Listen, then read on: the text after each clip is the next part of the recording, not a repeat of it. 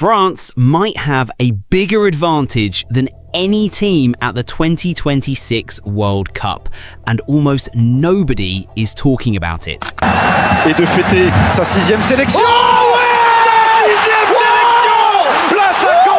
A nation that has reached 2 World Cup finals in the last 3 tournaments. A manager entering his final World Cup after 14 years in charge. A Ballon d'Or winner, a back-to-back Pichichi winner, Champions League winners everywhere. A qualification campaign that conceded just 4 goals, and a generation of young stars already deciding the biggest matches in European football. This is exactly why the rest of the football world may have a serious France problem. France were never supposed to become this powerful. For most of football history, they weren't spoken about the way Brazil, Germany, Italy or Argentina were. They had talent, they had moments, great players, occasionally great teams, but not a machine, not a country that arrived at tournaments carrying genuine weight of expectation. Their first official match was 1904, a 3-3 draw against Belgium, and for decades after that, Les Bleus were still searching for an identity. Then came the first serious warning. 1958 World Cup. France finished 3rd. Just Fontaine scores 13 goals in 6 matches. 13 in one tournament. Nobody has ever come close since, and honestly, nobody probably ever will. That team, Fontaine, Raymond Kopa, showed what French football could look like when technical quality met genuine attacking courage. But it didn't become a dynasty. It was a flash, not yet a system. The next era came through Platini. By the early 1980s, France had grown more sophisticated. Platini wasn't just a goal scorer, he was the organiser, the rhythm setter, the player who made the whole structure breathe. France reached World Cup semi-finals in both 1982 and 1986, but Euro 1984 was the real breakthrough. France hosted it, Platini scored 9 goals in 5 matches, and Les Bleus won their first major trophy. That mattered beyond the medal. It changed the country's football psychology. France were no longer just capable of beautiful football, they were capable of winning. But the real transformation was still coming, and it wasn't just a golden generation, it was infrastructure. In 1988, Clairefontaine opened, a national football centre built around elite preparation, technical education, physical development and tactical schooling. It didn't produce every great French player directly, but it represented something bigger. France had stopped waiting for talent to appear by accident. They built a system to find it, polish it and send it into professional football ready. That's why 1998 felt like an explosion but wasn't an accident. France hosted the World Cup with a team that had everything modern tournament football demands. Thuram, Desailly, Blanc and Lizarazu gave them defensive authority, Deschamps gave them leadership and structure, Zidane gave them the rare thing every great team actually needs, a player capable of bending the biggest knight to his will. They beat Brazil 3-0 in the final. First World Cup, first star on the shirt. Then they proved it wasn't a fluke. Euro 2000, European champions, a squad that could control matches in completely different ways. Zidane's imagination, Henry's movement, Vieira's power, Trezeguet's finishing. Winning a World Cup is one thing, following it with a European championship is how a team becomes historical. Even when France fell, they stayed relevant. The 2006 final was Zidane's last dance, but it was also proof of France's tournament durability. They beat Spain, Brazil and Portugal on the way to Berlin, before losing to Italy on penalties. Painful, but it reinforced something important. When France have a serious team, they go deep, every time. Then came the modern era, and this is where France became genuinely frightening. 2018 wasn't just another trophy, it was the clearest proof that France had become a production machine. Elite defenders, elite midfielders, elite forwards, and a teenage Mbappe who changed the speed of the entire tournament. They beat Argentina 4-3, controlled Uruguay 2-0, edged Belgium 1-0, then beat Croatia 4-2 in the final. Not always romantic, always complete. France could suffer, transition, defend, counter, manage phases and punish mistakes, sometimes in the same half. 4 years later, they reached the 2022 final again, despite arriving with injuries that would have broken most squads. No Kante, no Pogba, Benzema gone before the first match, and Kunku injured, Kimpembe missing, still got to the final. Against Argentina, Mbappe dragged them back from the edge with a hat-trick, a 3-3 draw, then defeat on penalties. They lost the trophy. The message was still clear. Even wounded, France were one kick away from back-to-back World Cups. That's the difference now. France are no longer a country that occasionally produces great teams. They consistently arrive expecting to win. The history isn't built around isolated peaks anymore. It's built around cycles. 1984, 1998, 2000, 2006, 2018, 2022. And behind those cycles is a development structure that keeps feeding the national team with players from Europe's biggest clubs across every single position. Goalkeepers, centre-backs, full-backs, holding midfielders, ball carriers, wingers, creators, finishers. France don't just produce stars, they produce profiles. When one player is injured, another elite option is waiting. That depth feels different from almost every other nation. And then there's Deschamps. Because if France became a machine, Deschamps became the man who learned how to drive it in tournament football. He took over in 2012 when the national team was still recovering from the embarrassment and internal fallout of 2010. His first job wasn't tactical, it was cultural. France needed order, standards, and a dressing room that could survive pressure. Deschamps knew exactly what that meant because he'd lived it as captain. 2014, quarter-finals, 1-0 loss to eventual champions Germany. Not spectacular, but stable. 2016, European Championship on home soil, lost to Portugal in extra time. Painful, but it brought the group closer. 2018, World Cup winners. 2021, Nations League. 2022, World Cup final again. 2024, European Championship semi-final. That level of consistency over more than a decade is genuinely rare in international football, where managers don't get daily sessions, rhythm or time. You get camps, injuries, pressure, and 7-match tournaments where one bad decision can erase 4 years of work. Deschamps has survived that world because he understands what knockout football actually demands. People call him pragmatist, and that's fair, but pragmatist doesn't mean simple. In 2018, Matuidi played from the left not as a winger, but as a defensive stabiliser, giving Mbappe more freedom on the right. Giroud didn't score a single goal in that tournament and was still arguably essential, occupying defenders and creating space for Griezmann and Mbappe to operate. France weren't chasing beauty, they were controlling risk. In 2022, when injuries wrecked his midfield plan, Deschamps adapted again. Griezmann dropped into a deeper hybrid role, linking defence to attack, pressing intelligently, delivering set paces, becoming the creative bridge France had lost without Pogba. That wasn't accidental, that was tournament management at its highest level. And now 2026 gives this story its final chapter. This is his last World Cup, his final squad, his final chance to close a 14-year reign with one more star on that shirt. And unlike 2022, France aren't arriving with an injury list hanging over them. They have a new wave of attackers,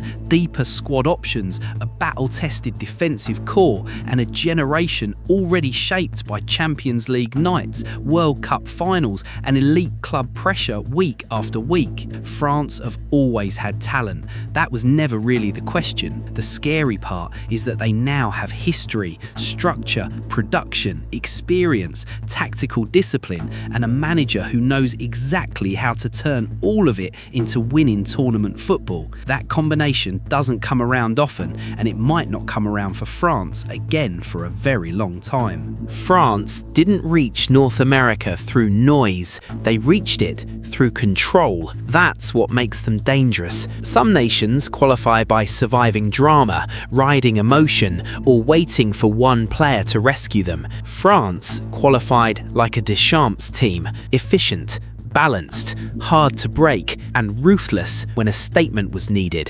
UEFA Group D, first place ahead of Ukraine, Iceland and Azerbaijan.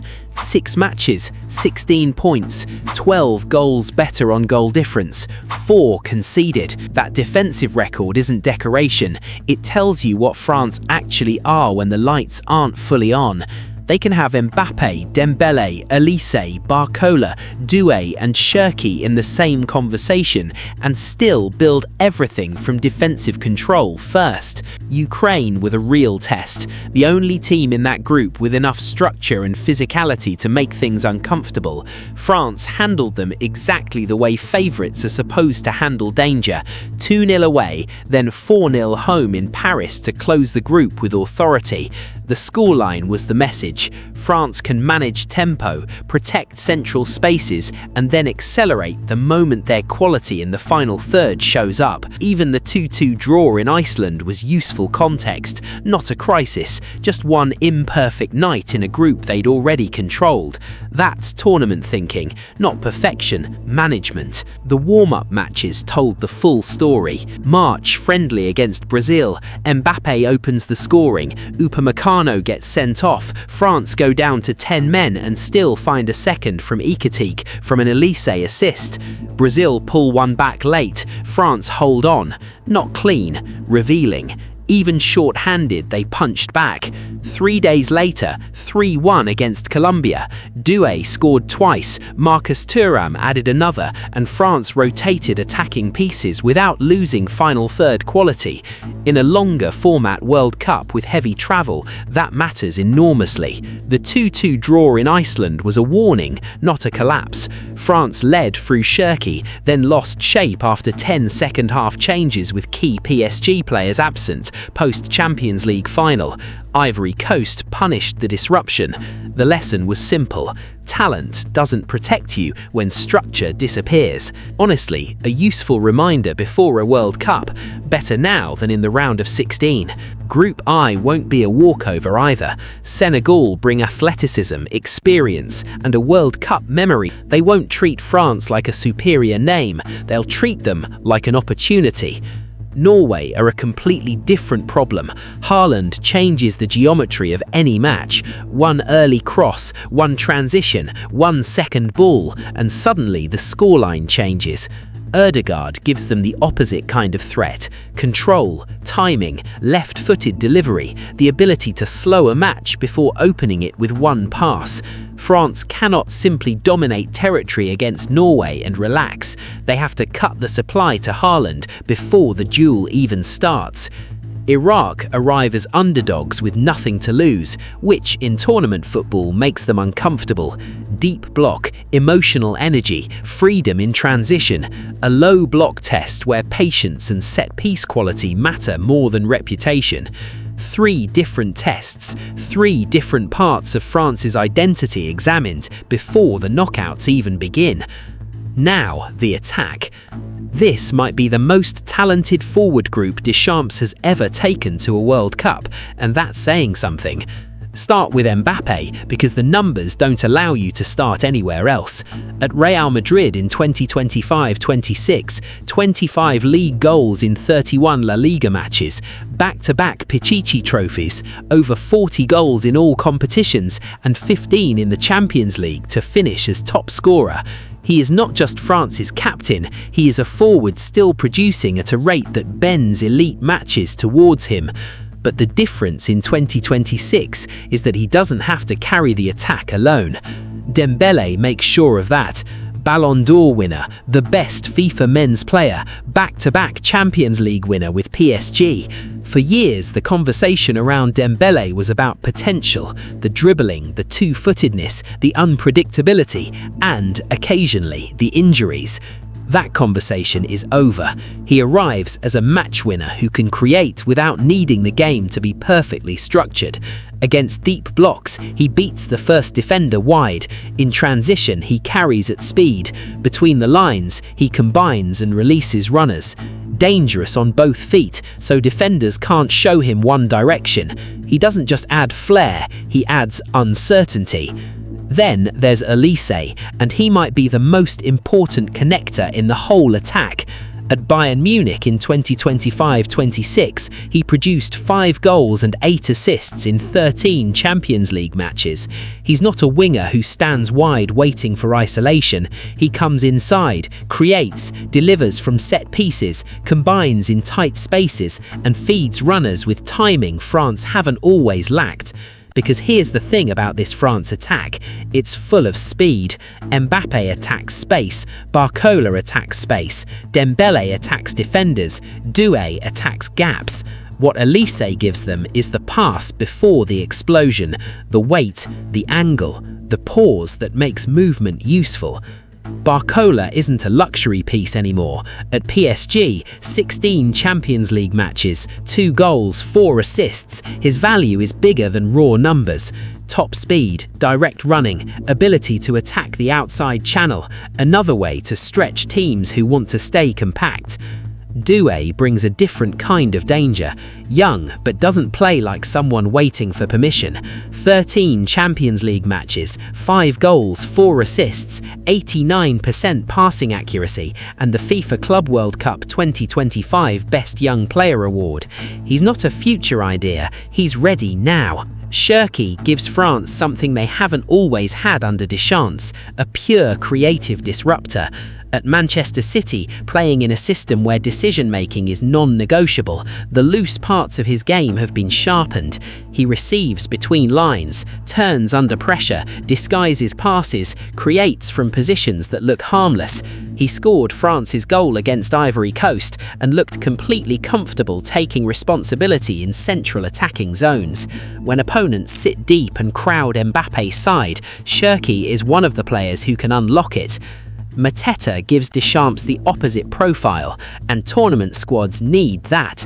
Penalty box presence, aerial power, physical duels. Already scored twice in 3 qualifier appearances. When the game becomes less about patterns and more about territory, crosses and second balls, that kind of striker matters. Aklioche completes the picture.